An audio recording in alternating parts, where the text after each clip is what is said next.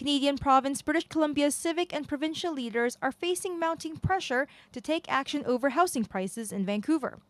Recent months have seen the city's prices reach unprecedented levels. The average price for a detached house in the city of Vancouver surged to a record Canadian dollars 2.23 million in May. It rose 19.2% over the same month last year, according to new stats from the Real Estate Board of Greater Vancouver.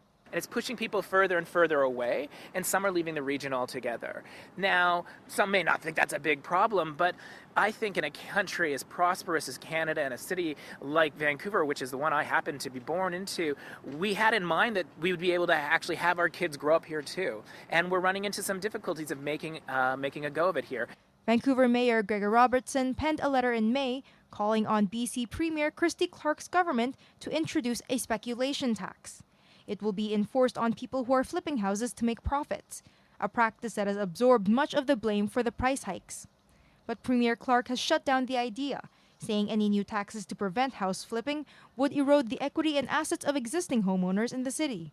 The mayor and council, I think, have been hearing extensively from our citizens, not just in the city of Vancouver, but around the region, that the cost of housing in our city is now severely out of reach for many people.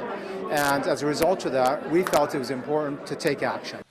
The Real Estate Board of Greater Vancouver is an organization that advocates on behalf of realtors. It agrees with the Premier that introducing a new tax to curb speculation in Vancouver isn't a good idea. I think the problem is much more complex than something that could be solved by a tax. The other issue that's been raised is what's this proposed structure of such a tax? We have no idea how it might be structured and what the long-term implications might be for everyone. One thing most stakeholders do agree on is that there needs to be more data collected. That way they can figure out exactly to what extent speculation is taking place in Vancouver and who's behind it.